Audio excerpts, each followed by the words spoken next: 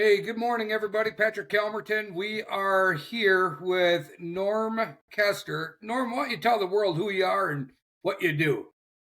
Yeah, so I am kind of a scientist, I guess, over here. They call me the mad scientist. Yeah, so I'm the one that's creating all sorts of nonsense. What I do primarily is bend light for a living. So I've been doing this for about 30 years. I own a couple of companies. Our oldest company is Quantum Innovations, and we've been bending light for a lot of folks, primarily in the optical industry. So eyeglasses, but we do a lot of stuff in medical, aerospace. Make coatings that have to do special things with infrared lasers, and maybe it's on a missile, or maybe it's medical equipment, sorting blood types, and all. We just make all these different coatings. And so what I do is I just get to have a lot of fun and create a lot of different things to help bend light in the way that it needs to be bent to help people do whatever it is that they're doing. Perfect. So let's back this up a little bit. So a few years ago, I had, obviously I was with a bunch of different sunglass companies, and I I guess I repped or I promoted all these different sunglasses companies over the years, and I was coming across Lake Erie and I couldn't find or I couldn't see my graph. So I started doing a little research. I found a screen view that a pair of sunglasses that I could see my graph. And at that point, I started making some phone calls. And I got in touch with a couple of gentlemen over at Relevant, and I started doing some promotional staffing there. And over the year, I guess I was pro staff, so promotional, talking about the functionalities, capabilities of these sunglasses for about a year. And I loved them so much, and the different things that they were able to do. It eventually ended up being my full time job working for you, Norm. So it's one of them where A, thank you, but B, I didn't want to speak about all of these. I could talk until I'm blue in the face about the capabilities and functionalities and screen view technology and my eyes and hunt view and gulf view and all this other stuff that we're talking. I want you to touch on the sunglasses before we even get into the baits, because I think that that is a very that's kind of where this coatings all started, correct? Yeah, for relevant and mad scientist tackle, that's where it started. I mean, the very first thing. So let me back up and say that I'm a Minnesota kid, Army brat, moved around a lot, but called Minnesota home. So if you're from northern Minnesota, or maybe Minnesota in general, you're outside a lot. You're hunting, fishing, you're shooting something, you're on a snowmobile, you're ice fishing, you're doing something. Minnesota is outdoors, and so I kind of grew up that way. I love all sorts of sports. I love all sorts of fishing. I love I can't think of a thing that I don't like to do outside. And so when you look at what I've been doing for a living for quite a few years, the thing that I always looked at is, man, this experience could be better if I used this technology, or if I did this thing, because I knew of all these different things that existed, or the things that could be created. And so I was having a conversation with some duck hunters, and they didn't understand that ducks can see perfectly in the UV. And I was just floored by this, that they didn't know this, and that any movement, any eye movement, any of that stuff. I mean, they're using this to find a mate. They're using this for defense. They're using this for a lot of different stuff. And so I said, well, let me make a pair of glasses for you guys so that you will disappear to the animal as the bird is flying across your field of view. I can make you disappear. And they're like, what? No. So yeah, I can. And so I made some glasses so these guys for the first time could wear sunglasses in the duck blind, and the duck wouldn't be able to see them. And that's kind of where it started, was just thinking, okay, turkey hunting, duck hunting, deer hunting, started there, just making things for the hunter to be able to be able to have really good vision, really good optics, bring all these different things together, and then bring it out in the field and actually use it, right? I mean, I made these glasses, and that fall I shot a deer wearing sunglasses, and it's just an interesting thing. And then I started because I have a lot of I love to fish, and I've got a lot of my relatives that are in this area and in Texas and Oklahoma, all these different states. We all love to fish. I don't know where that comes from, but we're a family that just loves to fish. So I started thinking about what I wanted to do in the fishing area, and you touched on screen view, and that's something that I just thought, that's something that everybody should just start with. There's so many electronics that are being used today outside of your cell phone, but if you're on a boat or if you're doing anything now outdoors, you've got a GPS in your hand, you're doing something. So you need to be able to see that. So I just started there, and then I built a lens that would be something that would be high velocity impact resistant, because you're doing a lot of sports, whether I'm shooting a bow or I'm shooting a shotgun or whatever. I wanted something that's going to stand up, so it's got to I just started building these things forward based on what I knew of from my experience and what I wanted as far as a vision experience, and I needed the optics to allow me, because at the time when I was creating these, I was splitting my time between Oregon and Minnesota, so I was living part-time in each state. Well, in Oregon, we're doing a lot of steelhead fishing, a lot of salmon fishing, a lot of these things were in streams, rivers, on the ocean, doing a lot of stuff. So I wanted to be able to see the where I thought fish were going to hold, and be able to put a bait in front of a steelhead that's holding in a spot. So I was tinkering around with all the optics and trying to get it right. And then what I realized is part of this has to be the coating that we put on the lens. So I could have the same base lens, but change the visual contrast to be able to see in different types of water. And once I started doing that and I put it all together, I went fishing. I went down there's a river in Southern Oregon called the Rogue River, and I went down the Wild and Scenic with a bunch of guides. And I'm sitting on the shore. We stopped for a pee break. Everybody gets out of the boat, and I'm watching in the water. There's a steelhead, and it's a small one. It's probably 10 inches, but there were a whole bunch of little ones all around it, and they were probably 6 inches maybe, that were around this larger steelhead, but they were beating up this steelhead. So I asked the guides, "Hey guys, why is that? Why are all those little steelhead?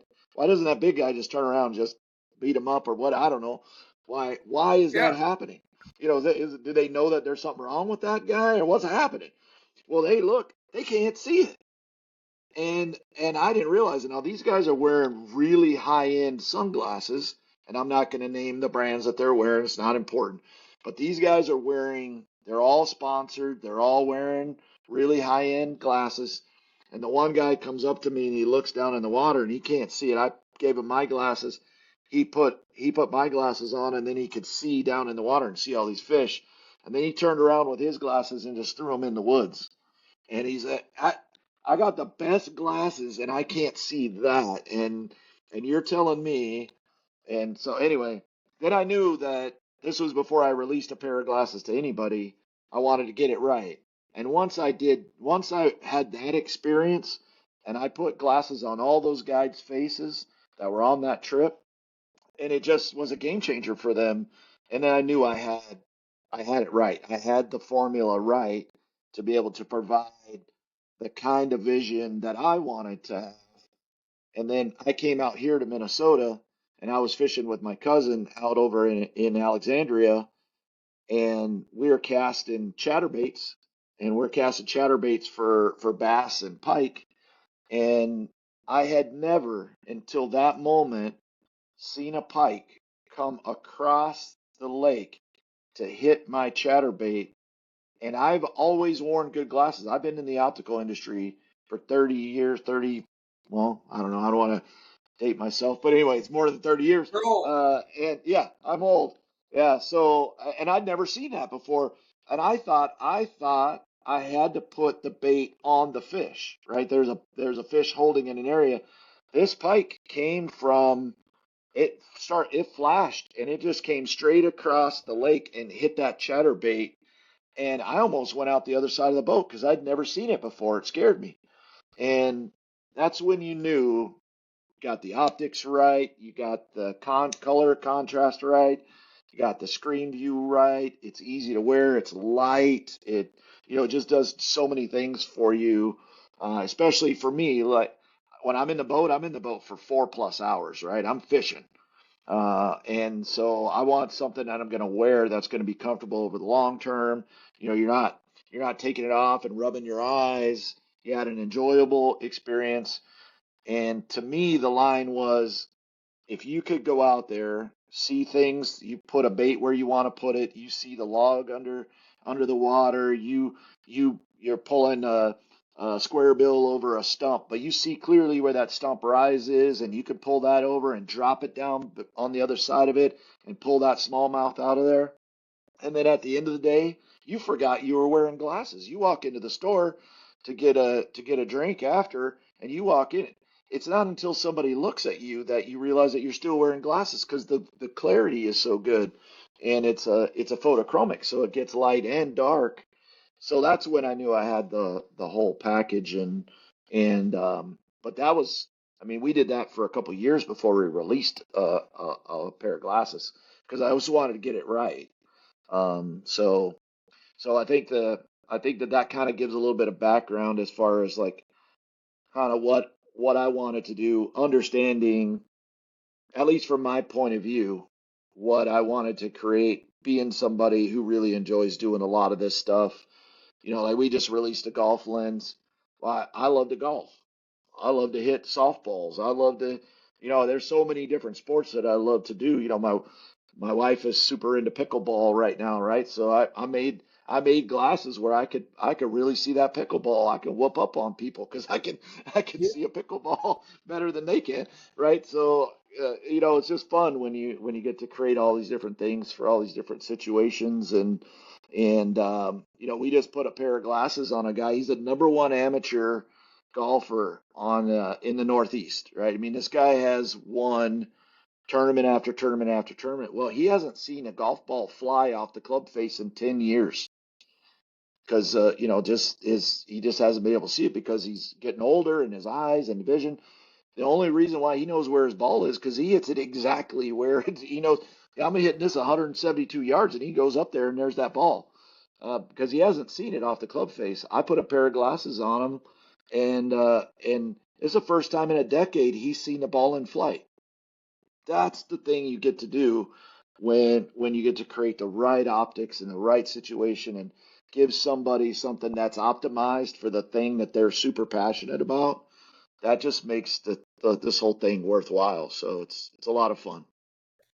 So when you're talking about all these different glasses, and a lot of the, I guess people aren't going to understand because it's not one lens that's doing this all. So when you're talking about the blocking the UV, those are the concealment lenses. When you're talking about the sight fishing, with the trout, I'm assuming that's probably the green lens. You have a lot of different functionalities within your lenses, like the red will turn down the iron, or muddy rich waters be able to see better, and Yep. blue for those big bodies of water that when you're going out to the ocean, blue is going to be your color there, and your green tone turns down all the greens and all that other good stuff. So when you're talking about these different lenses, you do have a specific lens covering for what the enthusiast is chasing here. Yeah. Well, I'll say just for clarification, the lens itself is the same. Right, the coating. So it's a chameleon lens. So we use the same, and this blows everybody's mind, but so we start with the same base lens, and then what we coat it with changes your visual experience. So we're gonna, like you said, like I'm in a lot of iron rich water around here. I live in Moose Lake, Minnesota, so I got a lot of iron in the water. There's a lot of orangish reddish water. There is blue water around me, but there's a lot of iron rich water around here. So I'm going to wear reds primarily. And what I'm going to do, I'm putting a narrow filter on the front of that lens so that I can filter out red because there's so much red in the water. I'm going to filter that out so I can see deeper in the water than I could with a regular polarized lens. So that allows me to filter out that red, and it highlights, it turns up the greens and blues. So I can see grass on the bottom of the lake. I can see beds where fish are holding, where maybe you couldn't necessarily see that as clearly with a regular polarized lens. So I'm trying to give that contrast experience. And like you said, when you're on the ocean, there's a really, really blue water. There's a whole bunch of reasons why that's happening, but I wanna make sure that I'm gonna turn down the blues so I can see things in the water that a regular polarized lens won't allow you to see. So these are polarized, but I'm putting a filter over the top of it based on the situation. And then I'll take that same lens, like the concealment, and then don't put a filter on it at all, but just make sure that I'm not reflecting UV back to the bird. So it's a different thing that I'm doing with the lens based on the situation. We do have other lenses as well that are like, my wife, blonde hair, blue eyes. She needs a lot of light blocking. So we're gonna put her in a lens that isn't a photochromic like our base chameleon lens. So I'm going to put her in a gray base or a brown base because she needs maximum light blocking. Because blonde hair, blue eyes means you have a lot of light sensitivity. So we want to make sure that in that situation, okay, we're going to give up some of that really great technology in the chameleon lens because she's super sensitive to light. And we put her out on the water all day, and she already has all that light sensitivity. It's not going to do her any good to be able to see deep in the water if she's really struggling with light sensitivity. So I'm going to put her in a darker, blocking more light situation. So yeah, I mean that's kind of where the lens plays. So it's a whole bunch of technologies that are all kind of mashed together. And I haven't even started talking about the things that we do just to make the lens really scratch resistant or we're turning up the scratch resistant on these lenses, and we're doing things with lacquers and different things to really take this technology and put it on a platform that is superior to a lot of the things that are out there. It's a lot more costly, so we're adding a lot of cost to the lens and the technology because it's the right thing to do to deliver you the best visual experience, have the lightest lens that's out there, impact resistance, scratch resistance, doing all this stuff. Yeah, we add a lot of cost to it, but I think about, when I was a kid and I was out bird hunting all the time as a kid. We're a poor family. I had a single shot shotgun. What I got good at is holding shells between my fingers so I could pop that shell out, pop another one in so I could get a second shot. And yeah, there are other shotguns that existed, but to me, I had a single shot shotgun. That's what I had. So now when you go out now, and I could just pump the shotgun and I could take 4 shots at a bird. You know, that technology existed then. I couldn't afford it, but if I could have, I would have had a pump shotgun, and had probably a lot more birds in the bag. So what I want to do, you could have a single shot shotgun, and yeah, it's great. You can have a polarized lens and buy it at the gas station, and it'll block light and it'll do a thing. But what I want to do is I want to give somebody a great shotgun to give you more shots, give you more opportunities, do a better job. So I'm gonna take care of these things. They're more expensive, they're more valuable, they do a lot more things for you, but it's really, really good technology. So it's worth it. So I want to touch base on a lot, kind of a recap. So over the last year that I've been having a lot of communication with a lot of the industry leaders, right? You have a Louis Stout, who's a Hall of Fame communicator for Bassmasters, right? And he was all over the country. He could get any pair of glasses that he ever wants. I'm telling you what, when we were over in New York and we were fishing together, he forgot he was wearing his glasses 3 different times. He's like, Pat, I can't find my glasses. He was freaking out. He was legitimately freaking out. So that's one example. The other one is a Justin Cohen, who has won so many tournaments here in the Midwest, bass fishing and walleye fishing, sight fishing beds, for bass or for walleyes, as far as just being on the water every single day. He's a guide. He's a duck hunter. He's big into the outdoors. The guy came up to us at the Waterfall Expo. He's like, I can't explain it, but I need more. I'm addicted to these glasses, So it was one of those where, he was immediately sold. And we've tried different lenses with them. They weren't the right combination, right? So, to know exactly what you're going for, what you want to, do. It's kind of like the guys out in the ocean when they were going on the ocean. It was real bright. The sun was real hard, all that other stuff. So we had the blue with the chameleon at first. They weren't reading their graph a lot. So then we switched them out to the gray and the blue, and they were ecstatic about it. They absolutely loved it because it toned down that glare a lot more. Yep. Ice fishing, you get into some of these people that are ice fishing every day and are hard water bronze that will tone down the glare off of that snow and tone down that white and make your eyes relax. The eye relief on these sunglasses are something that there's so many people that will never experience. You can go to the gas station, you can buy a pair of sunglasses, and you can go out, but at the end of the day, if you're out there all day long and you take your glasses off, you still can't read the menu. Your eyes hurt, your headache is going on because it's a cheaper glass, right? Or cheaper poly, or whatever the case may be. There's advantages and disadvantages. And, prime example, you take a Barb Carey from Wisconsin Women Fish.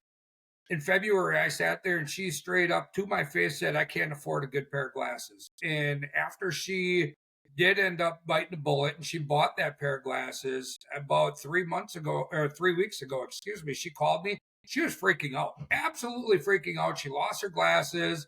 She got a package from a marina. She was all ecstatic, thinking it might be the glasses that she lost, and they weren't. And she was depleted. And I mean, once you have something that you fall in love with, you're lost without them. When you're, if you just Yeah.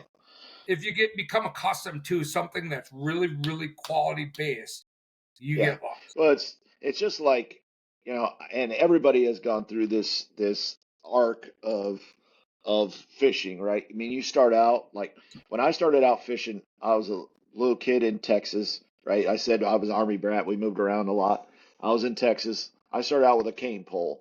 I don't know how many people start out with a cane pole, but I started out with a cane pole, right? You can't cast. You're not going to be trusted to cast. You're going to hook yourself, right? You start out with a cane pole, catch a fish, got a line, then you get a Zebco, right? Then you get up to your Zebco, then you get your Zebco 303, you get your Zebco 404, and you don't think about the rods and all these different things, right? You're learning, you're on this arc.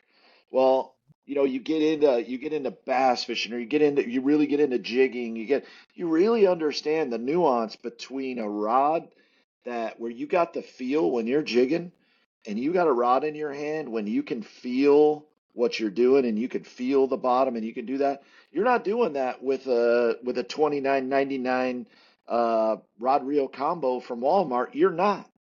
There's a difference. And I can tell you that I have thousands of dollars of rods. And I've got a rod specific, well, I got a bunch of rods specifically for bass fishing, right? Because I love bass fishing. I love smallmouth fishing. I love largemouth fishing. And it's a different situation, right? Are you fast? Are you medium? What are you doing? Then you got your jigging rods, and then you got your steelhead fishing or your salmon fishing, and the length of your rod and what's your play. So when you think about it like that, or your guns, or all these different things, you could have a gun that shoots a bullet, or you could have a gun that shoots a bullet well. So it just depends on where you are in that arc. Are you just going out? You're going to go out one time shoot at a pheasant. You don't intend to kill a pheasant. You're just gonna shoot a Right. shot and hang out with your buddies. Maybe you don't need an expensive gun. But you know what? If it's something that you're really passionate about and you want to go out there and you want to put a lot of birds in the bag, then you know what? You're going to invest in having the right tool for the right job. And this is the right tool for the right job. But if you're just going out once a year, then maybe you don't need these glasses. Buy the ones somewhere else. But if you are passionate about what it is that you want to do, and that's what I say, we exist to give enthusiasts the edge. So this is a tool that's going to help you be better if you're golfing. It's going to help you be better if you're fishing. It's going to help you be better if you're shooting birds. It's going to help you be better. I mean, we got a hunting lens that's about to come out. I mean, think about if you have a prescription and you got a shotgun in your hand, are you able to just see the end of the barrel of your shotgun and not see the bird? Like the bird is blurry, but you could see the end of your shotgun. What if I could optimize both of those points? Like you could see the end of your shotgun really well, and you could see the bird flying. I could do that. So I want to do that. And it's not for everybody, right? That lens and that combination is going to be really awesome if you're a bird hunter. If you're not a bird hunter, you do not need that pair of glasses, right? So what I want to do is I want to give people the tools to help them in the things that they're passionate about. If you're not passionate about something, get a general pair of glasses, right? Get something that looks pretty on your face and get something that's going to do some things generally well, and that's going to be great. But I want to give the right tool. I want to give a jigging rod to somebody who likes to jig. That's what I want to do. I want to make the right tool for the right job. Um, give somebody a hammer, everything they see is a nail. Yeah, but I wanna, I want to give somebody a specific tool to do the specific thing well. But I have to argue with you a little bit though there because your planos are the ones that aren't the specialty ones, right? So here's my pitch that I struggle with. Or I don't struggle with. It's something that I believe in because at the time, 10 years ago, I was wearing the best glasses. Yep, They were the best glasses on the market at the time before the technology came through, before the advancement of science and everything else. Those were the best option at that time. sure. And as it continued to go, I'm not saying that they're bad. There's just new technology and new science and everything else, just like anything. You have different qualities that continue to evolve. You're not using the same cell phone that was the best thing 10 years ago. Now you Oh, have for something sure. that's more Yeah. advanced. Yeah, and I'm But not saying I just want to be clear. I'm not saying that those things are bad. I'm no, not no, no, because no, no, no, no. I design coatings for a lot of companies. I'm Yeah, not saying any companies' names because I design coatings for a lot of folks, right? A lot of yeah. companies. And I'm not saying because there's some really great technology, really great products. I'm not saying that they're bad. I just want to be clear that there's a No, lot of companies make a lot of really great products. I'm throwing no shade. no, no, So, no. That's not what I was. That's not where I was going with that. Where I was going with that is when I have a conversation with somebody, and I'm very adamant about this, even with my wife, because she's it's sunglasses, sunglasses, sunglasses, right? Or somebody that says something. My argument with people nowadays is because when I don't wear my sunglasses, it is so bright and it's blinding to me and it drives me crazy and my whole attitude. I went to a wedding once I realized right there the importance of sunglasses outside of the realm of hunting, fishing, golfing, whatever the case may be. And here's why: because the eye relief that I have when I'm wearing them, but it started making me think a little bit. When you wake up in the morning to the time that you go to bed, what is the one thing that you use more than anything else there is? It's your yeah, eyes. The your minute that eyeballs. you wake Yep. up in the morning to the minute that you go to bed at night, your eyes are constantly working. Hmm. Constantly. But you have all these folks that will go out and they'll spend big money on shoes or on their pants or on their shirts or whatever the case may be. Hmm. And here's my problem. Not even not my problem with this, but what I came to realize is if I lost a foot, I can get a prosthetic. If I lost a leg, I can get a prosthetic. If I lost an arm, I can get a prosthetic. If I lost an eye or something happened to my eyes, I can't go to watch my kids play sports if it happens to both of them. I can't go on family vacations for sightseeing or, how many times do you jump into a vehicle and just drive around and look at the colors on the trees during the fall? Or how many times do you sit there and drink your coffee watching the bird on the bird feeder? I guess underappreciate the value of your eyes. It's one of them things where everything that you do, you go to the concert at school to watch your kids sing or your grandkids sing. Go to whatever it is, your eyes are the most important thing to do every aspect of your life, depending on driving, to hunting, to fishing, to everything. And now we have the top tier pros. I mean, you have the Tom Wins of the world that are, ranting and raving on how much they like our technology to be able to read their graphs and to make them to give them an advantage when it comes to the thing that they're doing for work. But it goes well beyond that. If you're going on a vacation and you're spending $5,000, $6,000, $7,000 to go on a vacation, another $200 to be able to really optimize your vocal or your eyesight, or to whatever I'm trying to say. Well, I just there's a whole aspect that, I mean, you touched on some things about how important your eyes are, and you think about like you've got kids. Do your kids wear glasses?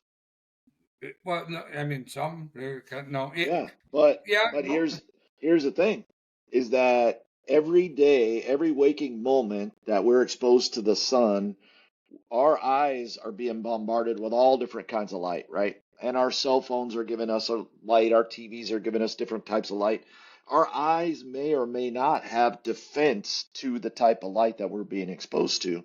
But a lens will protect you, even if it's a clear lens, solid clear, will at least protect your kids from UV exposure that ultimately is going to give them cataracts, right? You're going to get a cataract.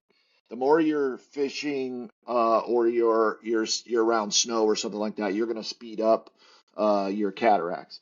But if every kid in America should be wearing a clear polycarbonate or Trivex lens to block all that UV light so that they're not getting all the additive cataract exposure, the UV exposure over time. Um, I mean, we talk about when you want to go down the safety path, everybody should be wearing lenses over their eyes all the time. Our eyes are designed for certain things. They're good at certain things. They're not good at certain things. And I don't want to get into high energy visible light and blue light and all those different things, but lenses over your over your eyeball can save a lot of different things. And then you get into, somebody like my buddy was fishing, he wasn't wearing glasses. He throws his lure in the bushes. He yanks on that thing like he's done 1,000 times before. Didn't even pay attention and boop, got a stick in his eye. Nearly killed him. Nearly killed him. Had to rush. Got to go. You get on a helicopter and go somewhere because you got to, do this wrong and you're dead. There's that safety aspect as well. There's a lot to when we just talk about safety. There's a lot around safety, and a lot of people don't realize, when kids are little, from the time you're a baby until varies on the age when the pupil starts to dilate, but that pupil's wide open. And so all the light exposure and all the things are going into that baby's eyes. And there's a lot that we know when you're on the science of the eyeball. I don't even we could talk about that for hours. And you get people that are super passionate about it, doctors that see the effects of some of these things on the eye, and all the iPads that we put our kids in front of to, it's the babysitter now, the phone or the iPad, and then all that exposure that's happening. And so there's a whole lot.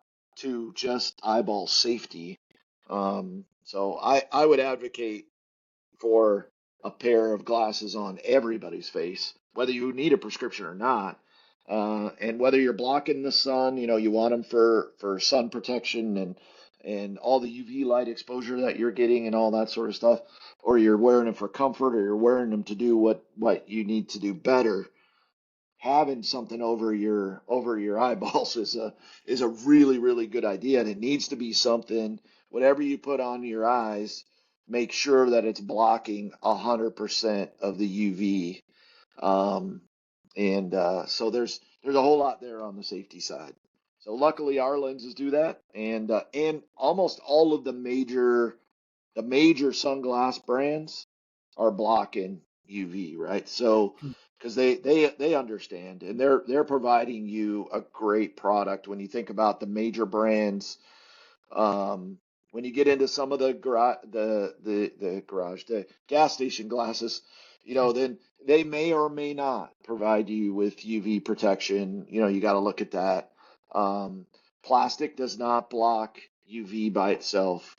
Glass does not block UV by itself. You need an additive in there. Lens materials like polycarbonate Trivex, a lot of lenses that are what they're called high index lenses.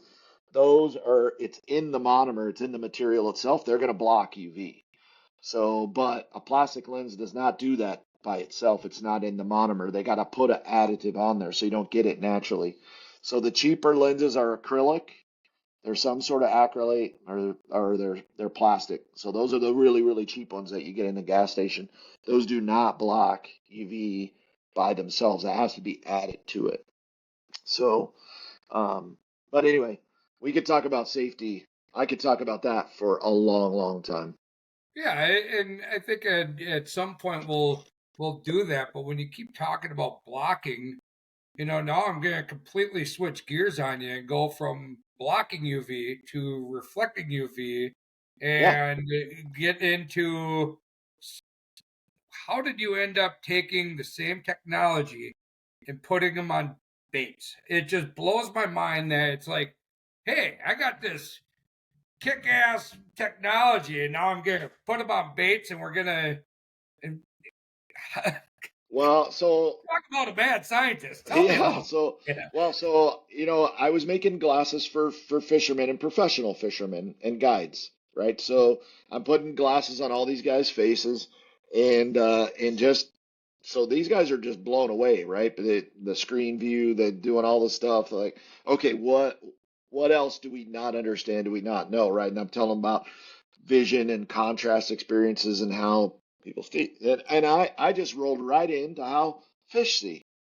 So I just started talking about how fish see and how light penetrates the water. And I talked about light refraction and reflection, and that just because you have the sun, which is giving us all these different colors, right? You think about the rainbow. When you see a rainbow in the sky, those are the colors that are within sunlight. So when it hits the water and those wavelengths of light start to separate, then you get all the different colors. And whatever's in the water stops some of those colors from getting deeper and deeper in the water column. So I'm going through all that stuff, and then I start talking, and you can see, right? They're glazed over. They don't Yeah. they don't know what I'm talking about. And I tell them there's a book that was written about this, about how every single lure in every single color in every water situation, what that lure actually looks like. So, and they were like, "What?" And so I bought it for them on Amazon. I forget the name of that book, but it's a great book. And so I show them that stuff. So then they come back. Right now, this is over like 6 months. They just keep coming back, get more information. Right. So because they're in tournaments, they're tournament fishing. They're trying to get a competitive edge over whoever they're fishing against. And I told them about the way that salmon see. And I said, that a bullfrog can be suspended in the water and see in the visible range above the top half of their eye can see in the visible range, the bottom half of their eye can see in the infrared, so that they don't get eaten and they can catch prey. They, but primarily they just don't want to get eaten, right? They don't want to get eaten by a fish, and they don't want to get eaten by a bird. So, and they're like, "What? No, shut up." So I had to prove it, and I said, "But you realize that a salmon can see perfectly in the infrared. They have night vision. So when they enter the stream from the ocean, they have to turn on chemically in their eyeballs. They turn on the photoreceptors to be able to see in the infrared because that water is murky. That they may have been born in that river, but that river has changed. They haven't been back in that river in somewhere between 2 and 5 years since they were in that river, since they were born. That river's changed. So how are they going to navigate back up to their spawning site? So they figured out that salmon can see in the infrared. And I said that more than likely any fish that has a diet that's high in vitamin A and vitamin K, like a salmon has, can probably see in the infrared too. They just haven't done that research yet. And they were like, no, no, sorry, no. and and I couldn't get them past the fact that the difference in UV reflection and what a lot of lures that are out there, you hit them with a UV light, they absorb UV and then they retransmit that light as visible light. And that's not what I'm talking about. I'm talking about UV reflection and infrared reflection because they're using infrared to be able to see.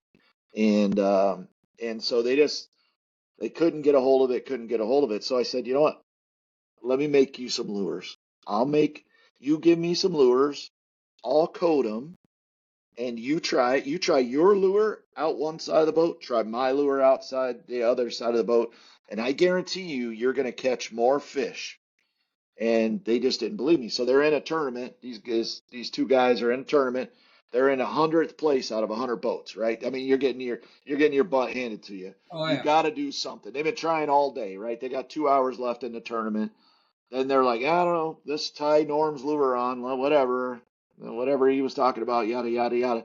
So then they go from 100th place to 30th place in that last 2 hours of fishing. They catch fish after fish after fish, and then they called me up and said, "Whoa, what did you do again?" And then I tell them again what I just told you, and I think it blows our minds as humans because we can't see in the UV and we can't see in the infrared. So to think that a bird can see perfectly in the UV and all these different animals can see in the UV and we can't is it's beyond our perception. And then you think an animal like salmon has the ability to see in the infrared. And by the way, they did this to humans.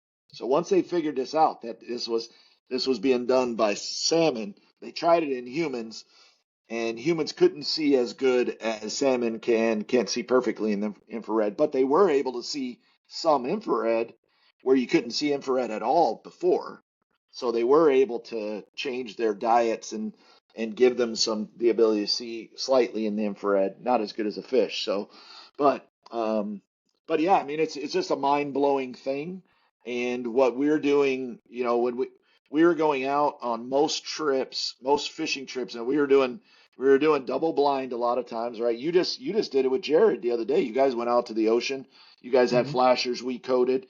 You put those things on, and you just got absolutely hammered. Yeah, And we'll lay some pictures over the top of this. Matter of fact, we'll it's amazing that you say that because I had a gentleman that owned a bait shop out there that he is calling me every other day. He's still, and this was back in August that I was out there, and he's still calling me, and he's like, "When are those flashers done?" Because the guys that I was with were from Idaho, and we happened to be in Washington, but they all know each other over there because the guys from Idaho that do a lot of the steelhead fishing go over to the Astoria and they do the salmon yeah, fishing over there and the run. yep, But they were running the exact same meat, the exact same speed. They kept switching it out and from the front to the middle to the back to the right to the left, trying to figure it out. And out of the 30 bites that they had in one day, 30 bites in one day over on buoy 10 this last August, 27 of them came on one flasher with your coating, and nobody yeah. could explain it.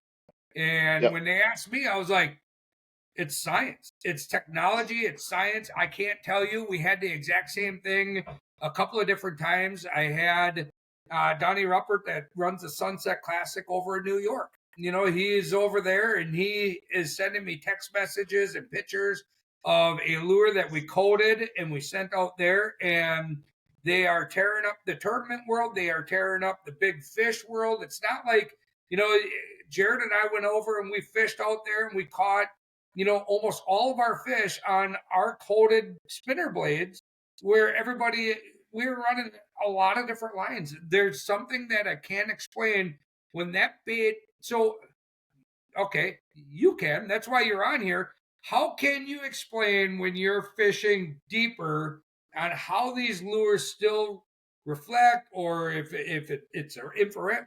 What is it about your technology? Well, I mean, this is kind of like the lenses, right? So I'm layering on thing after thing after thing to try and give. This is like the Swiss Army knife of a lure, right? So somebody else has designed a really kick-ass lure that has the right shake, the right sound, does all that stuff. What I'm doing is I'm going to layer on top of that something that one is going to give the same pearlescence as a scale. So if a fish is hunting another fish, what we ought to do is give it the same kind of look. So if you look at a fish in the water and you move that fish, you'll see that the color that comes back to your eye is not the same. It's not always red. It's not always blue. It actually changes, right? Because the way that that scale is made is the same kind of way that I'm making the coating that we're putting on these lenses. This is not paint. We are putting on the same type of coating that we're putting on the lenses on these lures. So what we're able to do is whatever light is present, we are going to reflect it back to the animal or to us that we can see in the visible range. We're going to give it that pearlescence and that ability to reflect back whatever color is present, depending on the angle of the lure. That's something that you cannot get out of a dye or a pigment or something like that. You could get it out of something if there was something that had pearlescence or something that's using something that's kind of has something that is similar to scale, but you're not getting that out of paint. Um, so that's one thing. Then the other thing that we're doing is we're reflecting in the UV. Now it's true reflection. It's not what I was talking about where you're absorbing UV and retransmitting. This is true. Whatever light is present in the UV range, it's going to reflect back to the animal. So if they are using UV to hunt, then we're going to reflect that UV back to the animal. They can see it. And then the other thing that we're doing is we're reflecting the infrared. So when you've got these two things that are outside the visible range, this is why if you were fishing at all, when you had any type of cloud cover, your rods probably went absolutely nutballs. And that's because when you get all that cloud cover, UV is still really high, right? But visible light goes down. So then what happens is now all of a sudden that lure is reflecting like mad in the UV. The infrared is still the same, so it's still reflecting in infrared. Now all of a sudden everything else that was using visible light to get reflection is turned down. Now you've got our lure that is broadcasting brightly in the UV and the infrared that is just saying, hey, come eat me. Here I am, come eat me. And so any critter that's in the water that's using either one of those two things to hunt is going to come and slam that thing. All right, you talk about what you guys did. I got a buddy of mine, and this is before I ever sold a lure to anybody. I was making flashers for him out in the state of Oregon. So he lives up in the Portland area and he fishes all those rivers up there. Now, I'm not going to talk about the coating I'm making for him and what he's doing and all his presentation because that's his thing, right? So, but I'm making a coating that I'm making for everybody else on his lures, and we're doing a couple different things for him. But he's in a group of boats. You know how they do it out there, right? Everybody's in a kind of like a circle. Everybody's trolling around. Everybody's in that same circle. There's 50 boats out there. 50, but he's one of 50. Now, he in that day he boats 17 salmon in that day in that midst of those 50 boats. No other boat caught one fish. Two boats got a strike, didn't catch a fish. He boated 17 fish in the middle of 50 boats. Now you tell me, what does it work or does it not work? And the crazy thing is, half those boats are guides, right? So the people that are on those boats are pissed that he keeps reeling in fish and their guides are not delivering. So the guides are saying, "Hey, what are you doing? What made it?" And he's holding up his rig. He's like, "I'm doing the same thing you're doing," because he doesn't want to tell them that he's got something that's coded by us, right? And so that they calm down the people that are in the boat, because these guys are paying good money to go out there and catch a fish, and here this guy is just catching fish after fish after fish. What the hell? And that's the difference in giving the fish something that they're not used to seeing. And then the other part of it is when a salmon is entering the stream, and I sent you a video about this. We'll Maybe put that on here as well. yeah, you could show that video. So when the fish transitions from the ocean to the stream, they're gonna turn on that ability to hunt in the infrared, right? So now where he is catching all these fish is right at the mouth, right in that transition where the salmon are all turning on their infrared. They're getting their game face on. They're about to make their run, and they're still hungry. They're still feeding. So they're out there. It's the right situation, right tool, or the right situation, and then the rest is history. It just goes and just puts a ton of fish in the boat. And you think about like last year on tournament, and we have a tournament series, the Minnesota Tournament Trail. And last year on tournament, we had, I don't know how many people it was, 5 people, 6 people. Now these are guys that do this all the time. They're pre-fishing, they're fishing, they do this year after year after year. They're making money at this. Maybe they're not doing it full time, but they're making a lot of cash fishing. So these guys are putting a lot of time in the boat. And we had 5 people catch the biggest fish of their lives on our lures last year. Of their lives. Right. That's just like, what? Not one guy, but guy after guy after guy with our lures last year. It just blows your mind that, one time you're like, okay, that's interesting. That's a fluke. You do it over and over and over again. I think something might be happening here. Yeah. No, so rugged outdoors. So what we did was you see that where you can see all the different colors that you're Oh, yeah. talking with the mad Yep. scientists and all that other good Hmm. stuff. So right now I'm just kind of in my living room, obviously. And then you take a UV light and you hit that on top of that, and it just makes it blow up on there. You have every different color coming all the way through, but then you get into a different color and you have the same thing. You have the reflection of the UV, you got the glow of the normal bait, you have that skip bead action, you have the UV coating that also reflects the infrared that you're talking.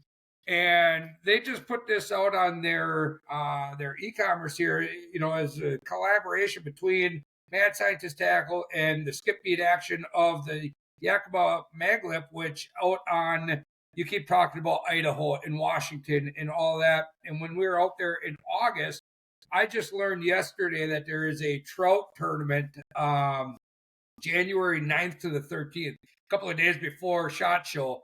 And you're damn right, I'm going out there with a plethora of our plugs. And a couple of the guys said, you know what? I think what we'll do is we'll put it really to the test, and come out, bring enough of them out, and let's do this. Let's fish this thing. Yeah. I'm like, I am in like Yeah. Flint, because I'm Yeah. that confident. I'm that excited about it, and not only that, but their flashers.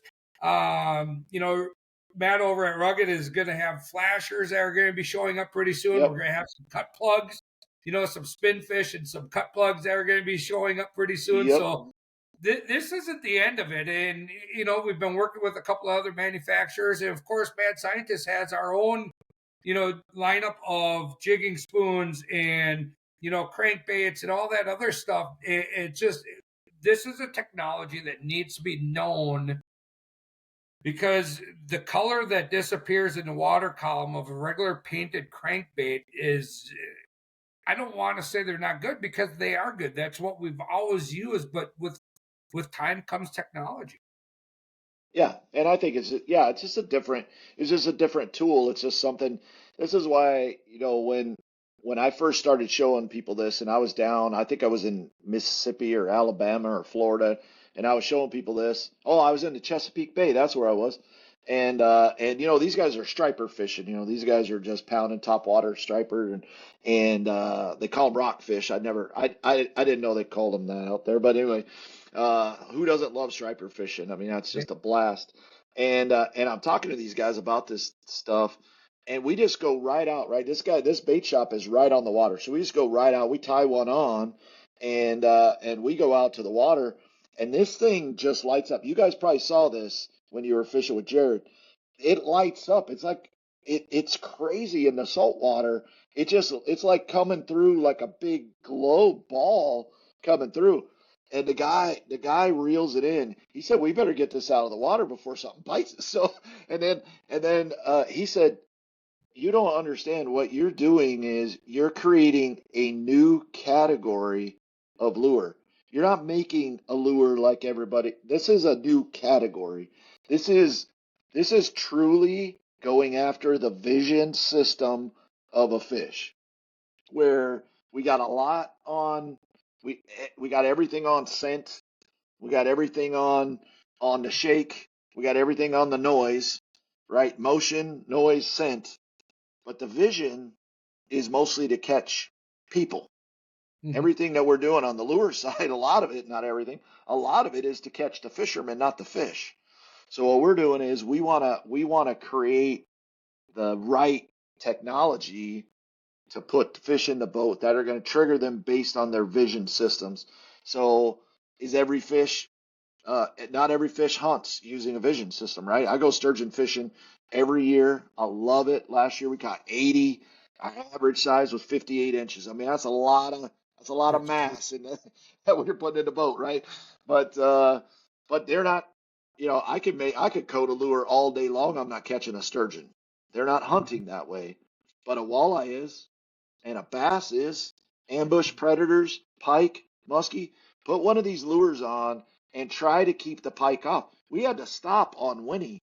We were back in the back where the river comes in. Anybody fishes Winnie? We're back there, and we're trying to put some of those large bass in the boat. And every third cast, the lure's gone. Pike, pike, pike, pike, just gone. And I was like, man, we're gonna go broke. We gotta stop. We gotta move. So we got out of there because we just could not keep the pike from just take. And they're not trailing the lure. This is the thing that's crazy. Everybody who's used these lures knows this already. They're not trailing the lure and coming up behind it to hit it. They are attacking it at the head. They are killing that thing.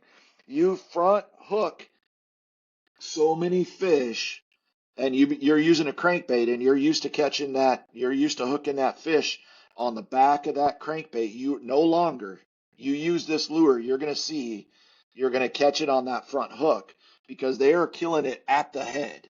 It is a violent attack. It is something that they're coming to kill that thing. And so, like, for me with pike fishing, I have somebody who doesn't use leaders a lot. Well, I had to stop that. When you're using these lures, you Yep. better put a leader on if you're going after pike or muskie because they're killing it at the head and it is gone. So it's a lot of fun. I love doing it. And I think this technology is really going to help people put a lot of fish in the boat. And all the tests that we've done, from ice fishing tests all the way through to every fish that we've tested so far, whether it's on top water, whether it's deep, wherever it is, it's always been a greater than the exact same bait in that situation. So, the lowest we've ever performed is a 3 times hookup rate. So, and the best was ice fishing, where we caught so many fish and no other fish were caught that it was just embarrassing. We stopped the test. Mm-hmm. So it was just a different situation. So you're presenting the fish something, it's I don't know. It's cool, it's fun, but we are creating something that's different here. This is a vision trigger, and this is off of using UV infrared, and then that kind of same kind of a visual that a fish would see off a scale. You know, you turn a crappie in the water, turn it on its side and roll it around. You'll get different colors off of that, and that's what we want to do. Going back to your ocean thing, exactly what you're saying. You have a chrome flasher that flashes, right? So you got that sun that flashes. Then all of a sudden you put a chrome with this UV on there, and the reflection of that. Jared even touched base on it the other day when we were out on the ocean. But going back to the ice fishing as well, I had the same thing happen out in Devil's Lake. We were fishing out in North Dakota and perch fishing, white bass fishing. We had a crew of 12 people, and my slab spoons were gone within about 5 minutes because everybody was coming over and taking them from me. Because they were that impressive, and the ones that really held out and wanted to prove us wrong, well, they just proved our point even better. So it was Yeah, great. You have sometimes it's fun when you just have stubborn people and they're like, nah, it ain't. All right, well, yeah, you just go over there and watch us catch fish then. yeah. That's But what happened with me and my neighbor. We went out to Winnie, and we're up there, and we're walleye fishing, right? And we're in the I'm calling people like, hey, where should we go? Where should we go? I want to get my neighbor on some fish. So my cousin was up there fishing, and he said, look for us. There's a group of like 50 boats. Just look for a bunch of boats. Just drive yeah, around. And so we drive around. We see this bunch of 50 boats. I don't want to go right in the middle of all these guys, right? So I get on the edge, and I see that where we are on the graph, there's like a plateau. It drops down to like 18 feet, and it comes up to 12. So we just get on the top of that plateau, and we're right on the outskirts of everybody, and so he's throwing the tackle box out there, right? He's got all sorts of different stuff that he's throwing, and I'm jigging one of our Ned rigs, and I've got a minnow on, and I pull that thing back, and I'm like, man, no minnow. Oh, okay. Get another minnow, throw it out there, pull it back, no minnow. I'm like, what in the world is going on? So I went lighter, right? Because I'm thinking these guys it must be a real soft bite today. So I go with a lighter Ned rig, and now I can feel the walleye pulling that pulling that minnow off, and you just wait just wait a tick, and you can feel them bite it, and then set the hook, right? So I pull in this first beautiful. I got a 28 incher, right? Pull it in, and everybody around is seeing us catch them, right? So I cast again, and so long story short, 8 casts, 7 fish. Now what happens? The guy who's my neighbor, who does not believe in what I'm telling him, mhm. halfway through this situation, he gets tired of netting all my fish, and and he puts on one of these lures, Oh and yeah, he instantly starts catching fish, right? But then also all of those boats that were off to our east, all of a sudden I look up because I'm on the back of the boat. I'm just catching fish after fish. I look up, and now the whole pile of all those guys are all around us, right? Because they're not catching fish like we are. I mean, it's fish mhm. after fish after fish. And that big fish that I caught it was just over 30 inches. That was a big walleye. All And, right. but anytime you go 7 for 8, and the eighth one was only because I didn't hook that fish. That was my fault, not the fish's fault.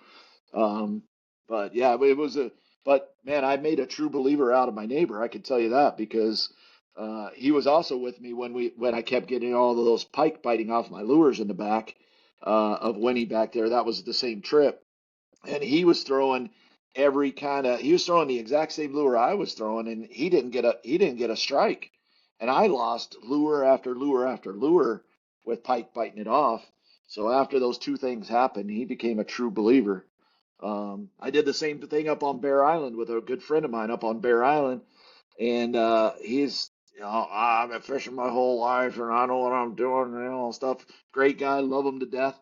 Would not believe what I'm saying, and we go up there. He hasn't caught a fish now because there was a big turn in the lake. There's a lot of algae bloom and all that stuff. No, he hadn't caught a fish in 3 weeks. So I go up there, and he was like, I said, let's go fishing. I don't want to go fishing. I ain't caught a fish in 3 weeks. I said, let's just go. I mean, let's see what happens. third cast, we had a fish in the boat.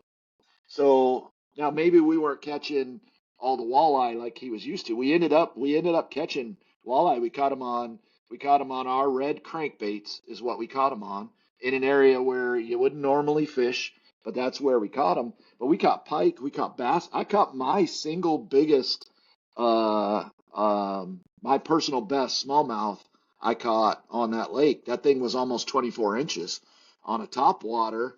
Um, I just saw a tail swirl and threw a topwater over there first pop and that thing just smacked it. And I was fishing an ultralight setup, catch a 24 inch smallmouth on that, man. You're in for a ride. That was a Oh, yeah. blast. But you know what?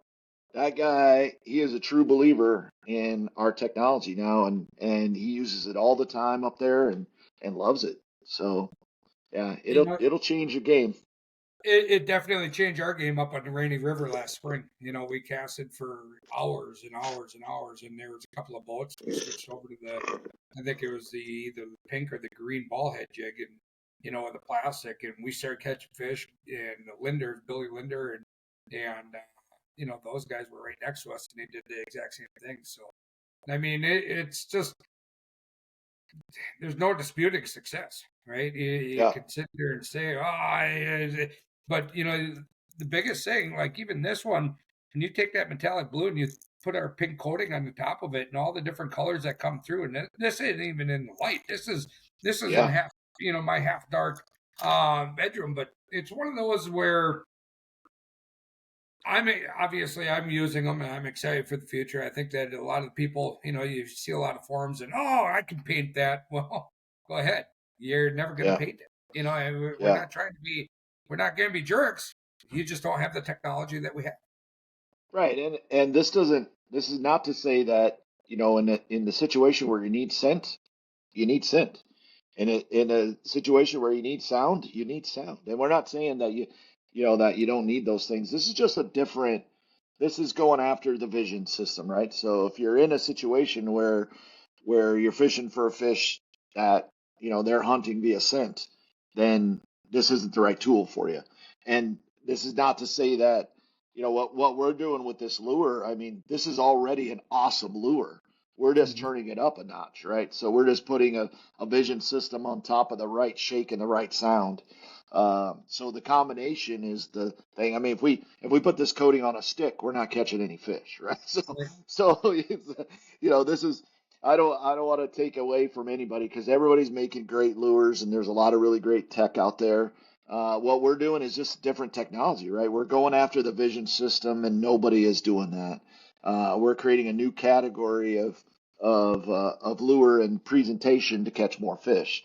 So I mean a jig body. We're not making a jig body, right? So I mean, you Right. gotta you got the right split tail or you got a crawdad presentation or something like that. But if you put a jig head on the front of that thing that is reflecting in the UV and the infrared, I guarantee you put more fish in the boat. You're just going to. So should you use a crawdad? Should you use the right color in the right situation? Yes. If crawdads are molting, don't use the wrong color, right? I mean, if you got a big shiner population or you just gotta use the right tool in the right situation. But this is gonna put more fish in the boat. So Yeah. No. Well, we greatly appreciate it. We kept you over an hour. We know that you're busy here, Norm. And, is there anything else that you want to add in before we cut the string and let you loose? well, I think just keep watching us. Keep watching the relevant Mad Scientist Tackle websites. You're going to see a bunch of new stuff that's going to continue to come out. Hopefully, we just get to keep rolling with new technologies. Our hunting glasses are being worn during this hunting season right now in wearers trials. So first shot, first kill with the bow, with some guys that were wearing our hunting technology glasses, and then the scope glass. There's just a whole bunch that's coming. So, Mhm. just keep watching us and keep watching the tackle and stuff and the rugged outdoors and what you guys are doing with Yakima and all that stuff. I mean, there's a ton that's coming, and so I'm excited. Every time you hold one of those lures up, I want to bite it. So let's. Oh, I they're just, I insane. just got like, They're insane. The website yesterday, the first day that Jared had everything up on the e-commerce. I mean, they were flying out yesterday, so we're excited about it. There's going to be a lot more coming yeah, very, very soon, I think. So yeah, it's awesome. It's a lot of fun. So hopefully we get to keep doing it. awesome. Well, we appreciate your time again, and we'll cut you loose. Thanks, Norm. All right, thanks, brother.